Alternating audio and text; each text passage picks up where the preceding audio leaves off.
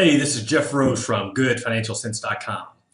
Today I wanted to talk to all the entrepreneurs and all the wannabe business owners out there. And if you're wanting to start a business, a small business, I wanted to kind of give some tips on how you could go about doing so. And I got a little bit of taste of this whenever I left my old brokerage firm and co-founded Alliance Investment Planning Group. We became small business owners, and it really opened me into a whole new world that I really wasn't accustomed to. Having been on the W-2 employee side for basically all my life, and now becoming a 1099 independent contractor and having to manage some of the day-to-day items that comes along with being a small business, it was a learning experience. Luckily, I had a good CPA to help me along the way, and I had some partners that also to walk through some of those issues. But hopefully some of the tips here that I can share will give you some insight as far as if you're wanting to become a small business owner yourself. But the first thing that you'll want to consider is, how is the business going to be set up? And what I mean by that is, are you going to be a sole proprietor? Are you going to be a partner, a partnership, or is it going to be a corporation? And those are some things that you'll have to find out. Obviously, if you're a solo shop, you're going to be a sole proprietor. But the other things that you'll want to also consider is, do you want to form an LLC? Now, an LLC is above my expertise. I just know that limited liability corporation means that I should have some protection in the event that something were to happen to our business. Now, you want to consult an attorney, someone that is a subject matter expert in that to kind of better assess that. But it's something that if you're forming a business, you might want to look into the additional cost that forming an LLC will do. We did that with our practice here, and I'm actually looking to do that with my online effort with GoodFinancialCents, actually forming that into an LLC and some other things as well. So something to consider, but by going the LLC direction, obviously there is additional cost. So these are some of the things that you'll want to consider when it comes to starting your own business. Another thing you'll want to consider when starting your business is going to be your location. And for a lot of small businesses, this is huge. You always hear the phrase location, location, location. And for us, this was very tough initially because we came from an office that was a newly built office, newly constructed, and it was beautiful. And the town that we reside in, there wasn't a lot of available office space, especially at a very affordable prices.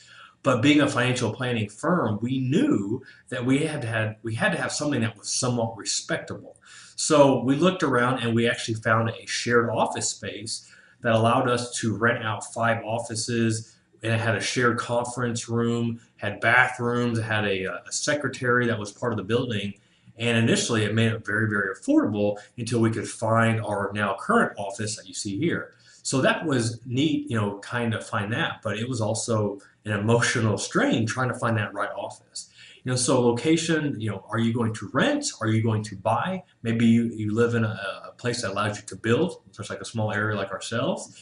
The other thing is maybe you can just work out of your house. That can also be a very feasible option for you. One of my best friends, he was a photographer, or is a photographer, and him starting off, he didn't have an office. He didn't have a location. He actually would meet with people at a restaurant or a bookstore for their initial meetings, just to see, as far as working out the contracts to do their photography. Now, as his business has grown, he now has his own studio, but it took some time to get to that point. So you don't want to start off too big. I had another friend who was a chiropractor, and he worked for another chiropractor, ended up starting his own business, and went out and bought a very nice building, a lot of equipment, which I'll talk about here in a second. And I want to say within 6 months, he went under. He basically spent way too much initially. And as a small business owner, you have to watch that. You can't go out too crazy and just start spending a lot of money. So you want to consider location. Obviously you want to have a good location, but you also have to look at what cost or what price that will be to you. The third thing that you'll want to consider when starting your own business is your equipment. And as I mentioned, my chiropractor friend, he went out and bought the biggest, baddest equipment that existed, and he was spending tons and tons of money. And I didn't really understand the chiropractic practice, so I just assumed that's what he needed. And then after he went under, I had some other friends that were chiropractors that basically let me know that he spent way too much. And so for our business, what we didn't need a lot, as a financial planning practice, but we needed printers, computers, desks, filing cabinets, faxes, phone lines, computer networking. So, all those things we had to take in consideration. So as you're looking to start your small business, you want to do a quick inventory of the things that you need and the things that you can maybe do without. And that is some things that you'll want to seriously sit down and do, because I know with us, I was so used to at our old office to where I had everything provided for me. So we had this commercial grade shredder. We had all the little office things that you would need, like a paper cutter, 3-hole punch, staplers, just all those little things that was always provided for us. But now, as our own business owner, we had to go out and buy it ourselves. So you become a little bit more cost conscious when you're looking at these items, and you basically start to realize what are the things that you could do without to try to save you some money, to have more money in your pocket versus spending out for unnecessary expenses. Another thing you'll want to consider as a business owner is marketing materials and the way that you're going to go about marketing advertising.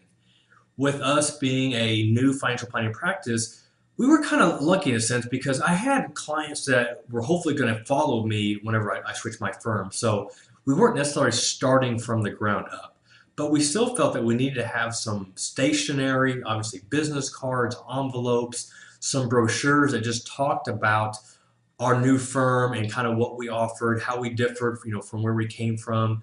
So, that was some upfront cost that we had to consider. On the marketing side or the advertising side, we actually didn't do a whole lot. Like I said, we benefited from the fact that we already had an existing clientele. But if you're a brand new business, that's something you have to consider. Are you going to do yellow pages? Are you going to build a website? Are you going to do ads on Facebook? Are you going to hire someone to maybe handle your social media campaign? Obviously, as a new business owner, that's probably going to be you. So you have to make sure that you're expending your efforts appropriately. As a new business owner, obviously you don't have a lot of money coming in. So by using some of these free tools like Twitter or Facebook, that you can really get your name out there, but you got to make sure that you're not putting too much time in there, because obviously you got to make sales or generate revenues to keep that business going. Another thing you'll want to consider when starting your small business is making sure that you have the right team in place and make sure you get the business set up properly. And this can be a little bit expensive, but you're going to want to have a good CPA. My CPA was invaluable in helping me with that transition of just making me realize some of the things as a business owner that I need to be thinking about. Estimated tax payments, keeping track of expenses, and some of those things I just wasn't really accustomed to prior to that. Also, too, if you're going to do the LLC and maybe you need some more elaborate setup in your corporation, a good attorney that specializes in setting up business is also going to be invaluable. Having a good CPA, good attorney, obviously there's going to be an out-of-pocket expense, but I can't tell you that by not having it set up properly in the beginning, how that could potentially bite you in the end. So, but if that's not available, if you don't have the money to do that, another thing you could do as far as on the attorney side is maybe look to your local university, or a local law school. You might be able to find some law students that maybe are majoring or that's their specialty, so that might be able to help you out there. And there might be, maybe just by asking around, you might have some friends of family that might have some knowledge in helping it out. Or if you have some small business owner contacts that have already done it, seek out some mentors that have already gone through the process.